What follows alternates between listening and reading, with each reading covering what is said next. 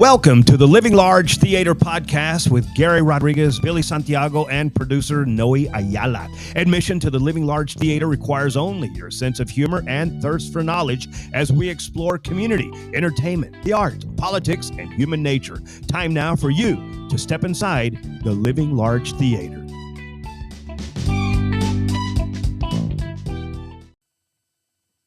And how are you? It's Billy Santiago, Gary Rodriguez. Welcome to another edition of the Living Large Theater Podcast. And on today's show, we got one of the doers and shakers in Austin. We got Senator Chuy Hinojosa with us this morning, and we'll be talking with him just a little bit. But right now, we'll check in with Gary and get his thoughts on what's going on, Gary. Hey, thanks a lot, Billy. Senator, thank you so much for being here with us. You know, Billy, Noe, Senator, when you're in the public eye, it seems like people want a little piece of you. And ever since Billy and I have started the Living Large Theater Podcast, I'm starting to get calls for personal appearances and events and projects. And I just want you to know that Billy and I are available if the dates and times and location works out for all of us. I think I'm going to be doing something for HEB pretty soon. I know I'm going to be doing something for a local school district here in the very near future. And let me tell you, it's lots of fun. And one of the things that Billy and I sort of cut our teeth on when we were at B104 was we had Pachanga Patrol. We had sticker stops. We did movie premieres. We were everywhere. We even had elected officials come on to B104 to talk about particular events, current events. And one of them at the time was Chuy Hinojosa, who was a state rep at the time. Senator, do you remember that? Oh, that was many years ago. I used to have hair at that time. Yeah, I think we all did. Hey, Senator, proper welcome to you, and also to your assistant, Roxanne, for helping us set this up. I know you're busy. Tell us a little bit about Chuy Hinojosa, if you don't mind, before we dive into some of the issues we want to talk about. Well, I'm a native of the Rio Grande Valley. I was born in McAllen, originally from Peñitas, but I was raised in Mission, which is just west of McAllen. And I come from a large family of 11. Wow. Including my dad and my mom. And we raised two cousins, for instance, that were just little girls to took them in adulthood, took them in.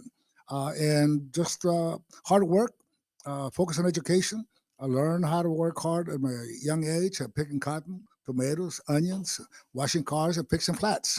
Wow. But we were a family and focused on helping each other. But my parents always focused on education.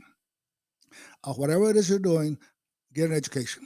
Is the best equalizer we have in our society. And I would tell you that one day I was picking cotton in McCook, and I looked on a hot summer day, those long rows of cotton. And I said, there has to be a better way to make a living. And there is, and there was, and there is. Get an education. So I left the cotton fields and went to a library, started reading books.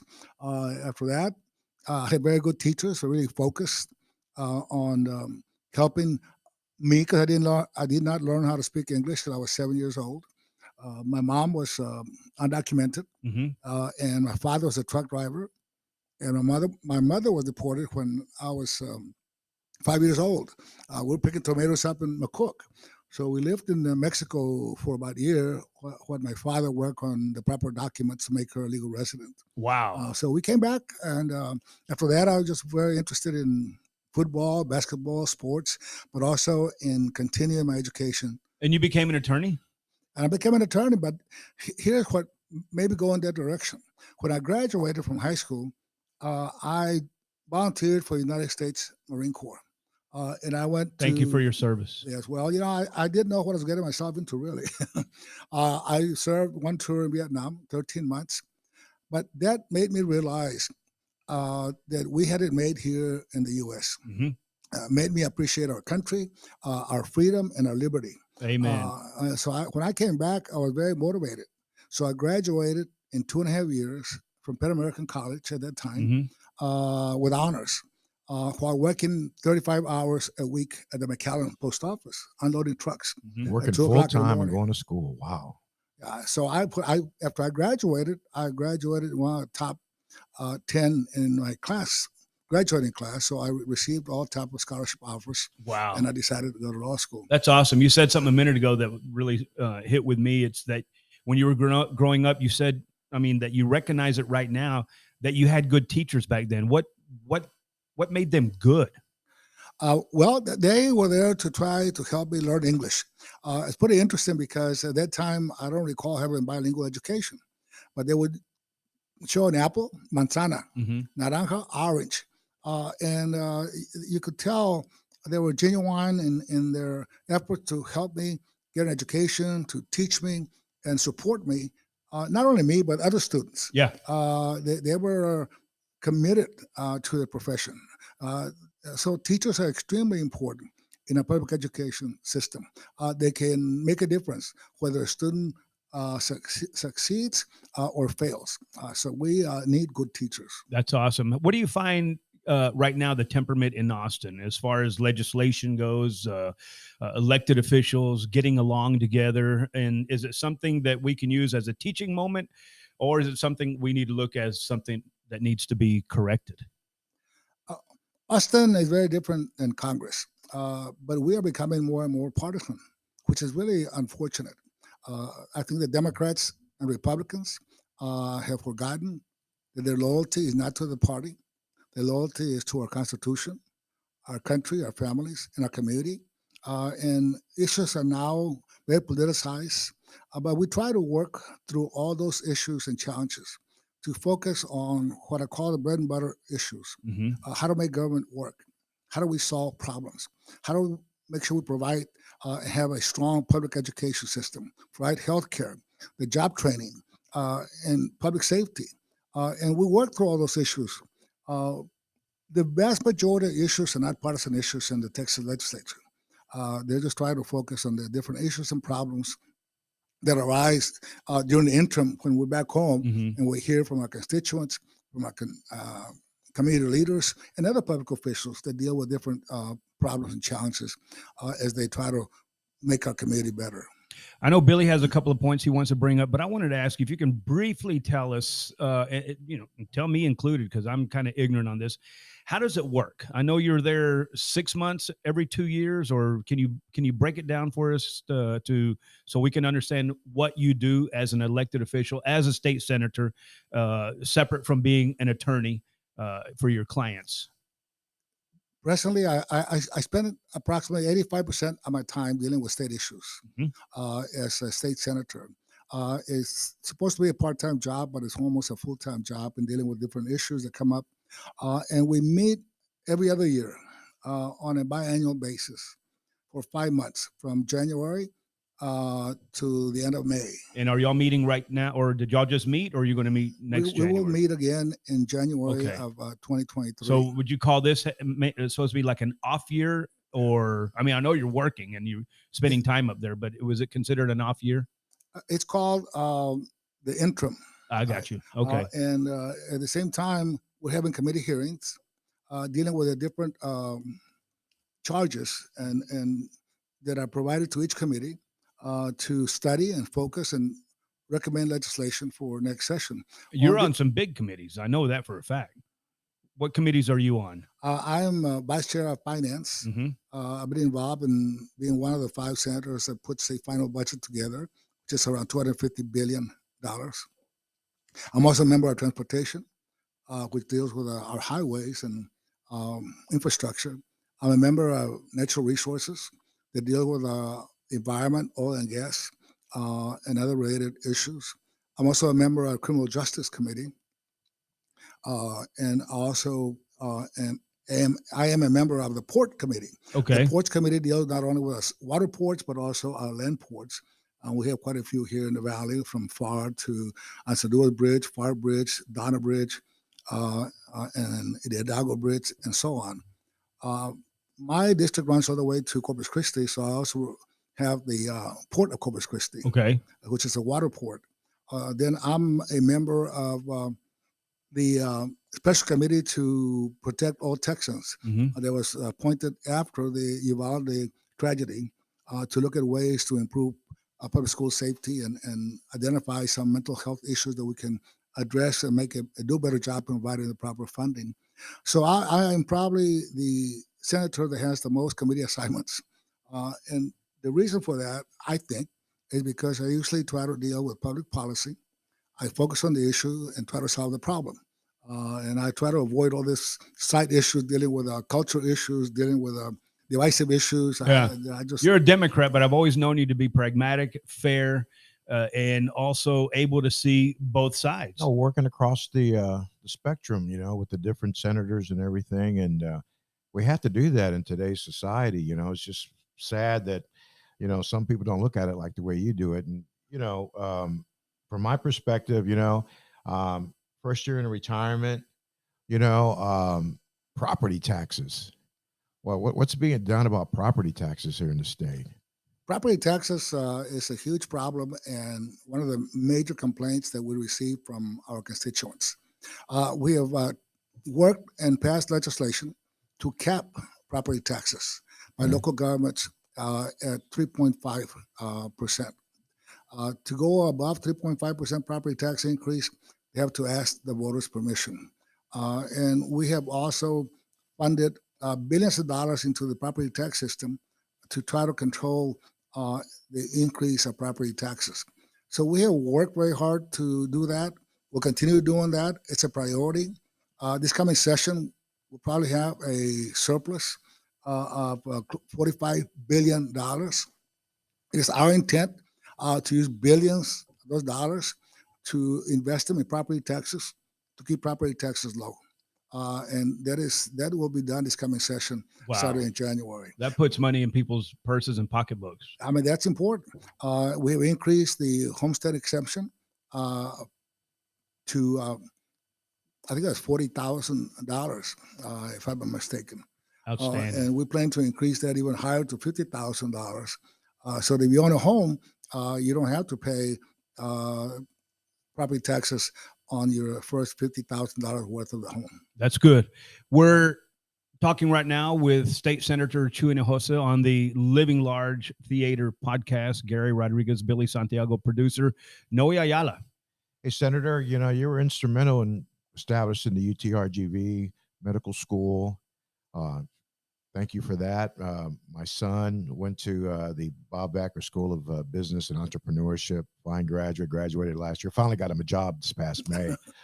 What other things are you working with as far as higher education in the years to come? For us, I was the lead author that created a new university and medical school here in the Rio Grande Valley in South Texas. There is such a institution that will provide education to many of our young students. In a medical school, we are a medically underserved area. The medical school is not only to educate doctors, but also it'll be an economic driver in that if you look at the medical school in San Antonio, when it was built and constructed in the 1950s, it was nothing, northwest San Antonio, there was nothing but ranch land. Farms. Now it's a $30 billion economic impact annually in San Antonio. So for us, the future is very bright here in the Rio Grande Valley. UTRGV now offers master's, doctor's degrees. Student bodies at 32,000. We're now increasing the number of nurses to fill in the shortage, the gap in nursing. In the medical school, this just last session, we created a podiatry school of medicine within the medical school. And the reason that's important is podiatrists, we have a high number of diabetes people with diabetes here in the valley. Right. One of the highest in the state and in the country. But too many times, doctors are very quick to amputate.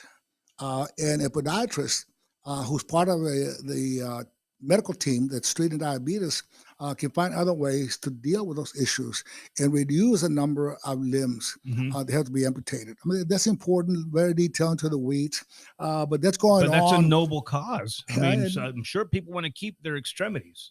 So we continue to grow. I mean, the medical school still has growing pains. Is to create a medical school, provide the proper professors, have the proper medical equipment, teaching equipment. It takes time and money to develop, and it's happening right now as we speak. Who have been your biggest allies in getting these things achieved? We here in the Rio Grande Valley have been very lucky and fortunate that we have a good delegation of legislators from Eddie Lucio III, state rep from Brownsville. Also work very closely with Senator Eddie Lucio from Brownsville. We have Oscar Longoria, who used to be vice chair of finance, appropriations, on the House side. Got Sergio Munoz, got Bobby Guerra, Armando Martinez. So we have a good team that really focuses on working together. But just as important, we have developed relationships with other state senators from other parts of the state and other legislators from other parts of the state to help them address issues and challenges they may have in their communities and the region. So they do the same thing for us. We identify a problem and a need based on merit, and then they become allies and they become part of the team in helping us address the different challenges that we've had. So it's all teamwork. Not one individual can do all together. And Lieutenant Governor Patrick, quite frankly, has been very supportive of our medical school, and so has Governor Abbott in the past, and they helped a lot in making sure that we get the proper funding. It's amazing that you're able to construct such a powerful coalition to get things done for not only us, but like you said, other parts of the state. What I'd like to know is, what do senators from, say, West Texas, East Texas, North Texas think about the Valley? I mean, do they know that we are a power player down here? They do. When there's a change in legislators, state reps, or state senators, it takes a while to educate them who we are here in the Rio Grande Valley.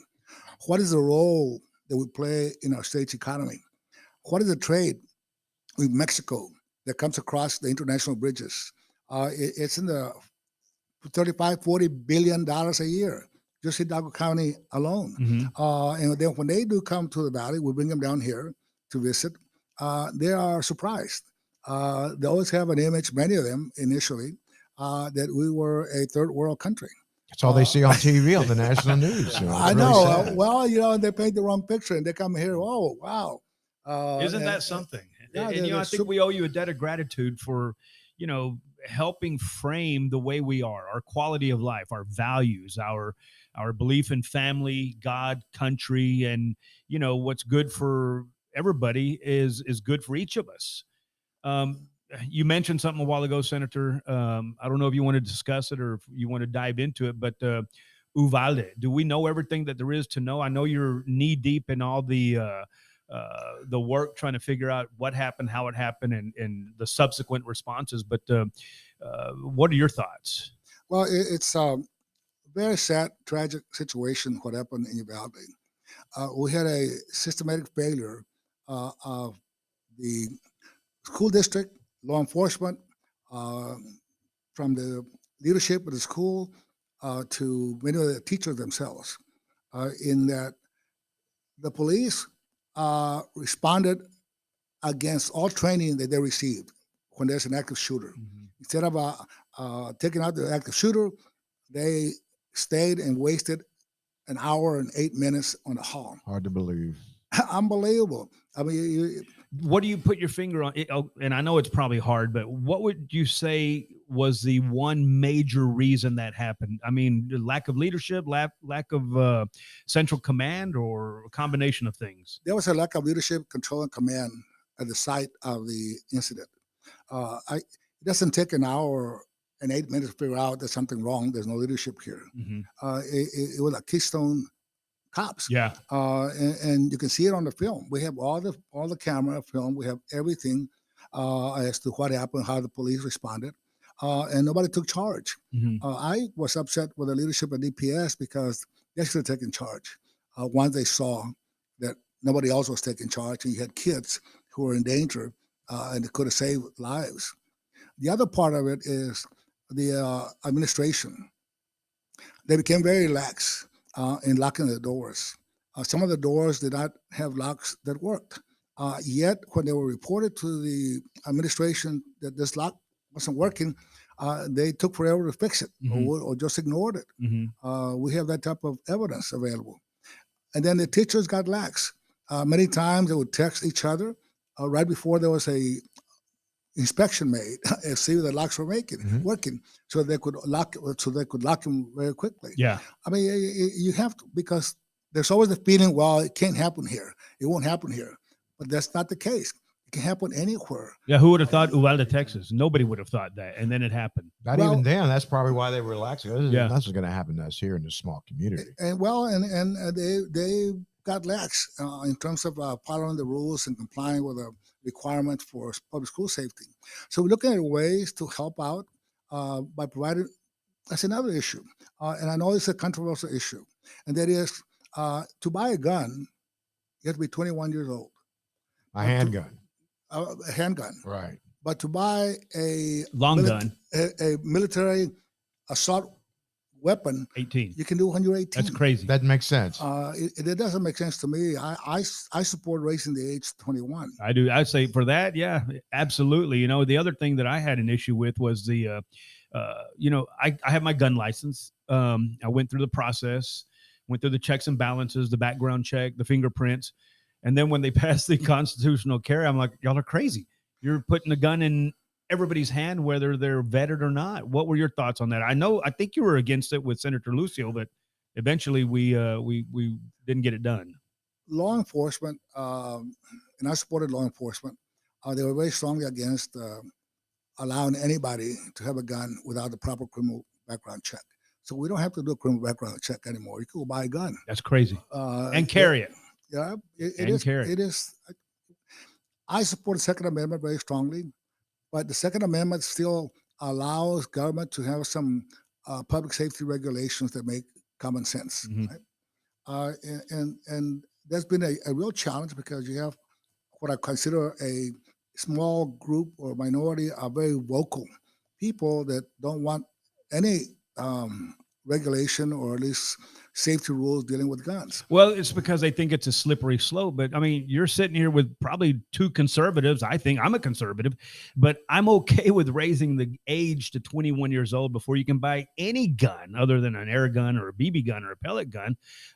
Going back to Uvalde right quick to put the cap on that, what advice would you give, Senator, to a teacher right now that's listening, a principal right now that's listening, and a superintendent here in the Rio Grande Valley or anywhere? Teachers have a heavy responsibility and a burden, and it's very unfortunate we're losing many teachers. So we need to make sure that we provide the proper funding that they need to be able to have a school system that is hardened and with all the safety locks on, all the rules being followed and complied with, and help them out. With inflation and everything else, we need to increase the salaries. Teachers are leaving the profession in droves, and they are very much the foundation of our public education system. Without teachers, you cannot teach. And the other one is, I would also, the state also plans to provide audits to our public schools. They are in compliance with the rules. We passed legislation a couple of sessions ago. Are you talking about like surprise checks? They show up at a school and check all the doors and correct. You either pass or fail. That's good. That's very smart. If they, right now we still have, I think around 14 million, I can't remember the exact amount of money to sit in there that schools can apply for grants to help them with public school safety issues. So the money is there. Yeah. The will is there. We just need to also focus on many of the issues dealing with mental health issues. The shooter there, he had all kind of red flags, but nobody reported that young man to the proper authorities that he was violent, that he had mental issues, that he had threatened other students. It's really right in front of They were you. lackadaisical about that. They just pretty much, and it's very unfortunate, as I said before, because people have the idea, well, it can't happen here, it won't happen here, it cannot happen here. Well, it can. It did. It can, and it did. Yes. We're talking with Texas State Senator Chuy Hinojosa right now on the Living Large Theater podcast. Gary Rodriguez, Billy Santiago, Noe Ayala. Billy, I was just thinking, U.S. Marine. Gary was in the Army. My father was 24 years in the U.S. Army. And I've been living down here for 34 plus years, and I see a lot of veterans having to drive to San Antonio, Houston for extensive medical care. And there was a time they were talking about getting a VA hospital here in the Rio Grande Valley. Where are we at with that? I mean, it's just kind of just died. There's no more talk about it. The Federal Veterans Administration is a huge bureaucracy. They don't make it easy to file claims or process claims or needs. We in the state of Texas, the Veterans Commission, we have funded what I call special assistance specialists dealing with claims that can be filed with a VA to help expedite the process. But it's very frustrating dealing with that. On the VA hospital, what has happened to the federal government, to its credit, they've expanded, and now over 90% of what a veteran needs can be done locally. Mm-hmm. We have first-class hospitals here. We have level 1 trauma center here in the valley with DHR, DHR hospital. We have surgeons, heart surgeons.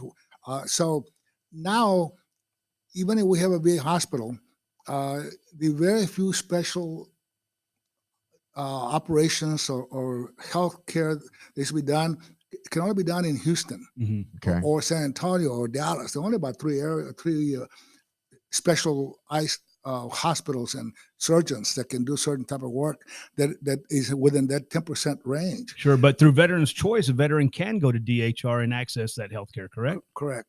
That's beautiful, man. Thank you for helping out with that. The hospitals that are cooperating and participating in the program will provide the health care needs that a veteran needs. And then they get reimbursed by the VA. You got to put up a certain amount of paperwork. I'm talking about the hospitals.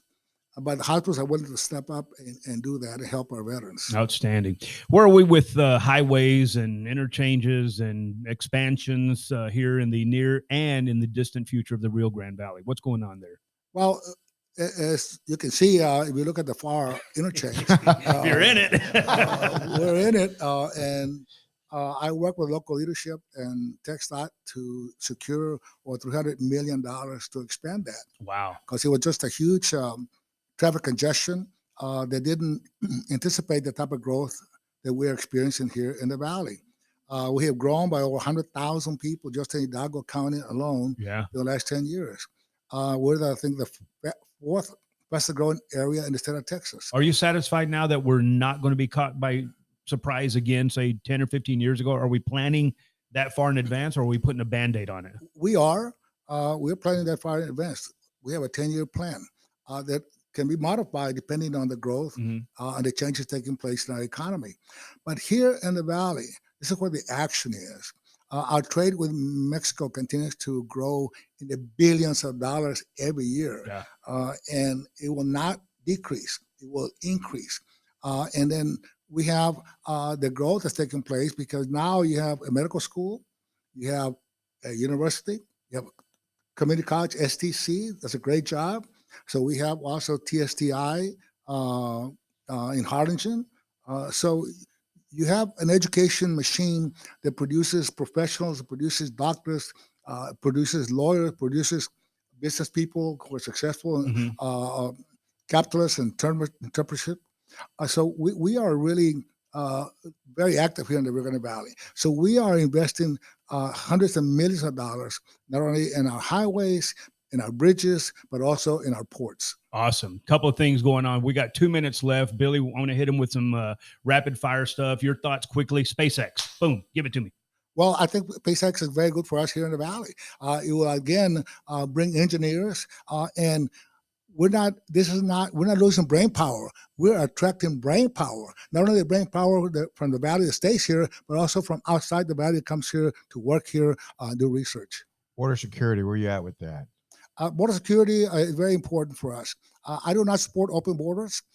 We have the right to secure our border. A country that doesn't define and protect its borders will cease to be a nation. So we have to make sure we know who's coming in and who's not, who they are. All right. I was on board with Abbott on what he's doing, except for the checking of the trucks coming over from Mexico. That kind of stopped commerce there for about a week or two, but I thought he was doing what he had to do to protect Texans. I didn't have a problem with that at all. Awesome. Hey, one more thought, then we got to go. Another bridge to the island. Help us out.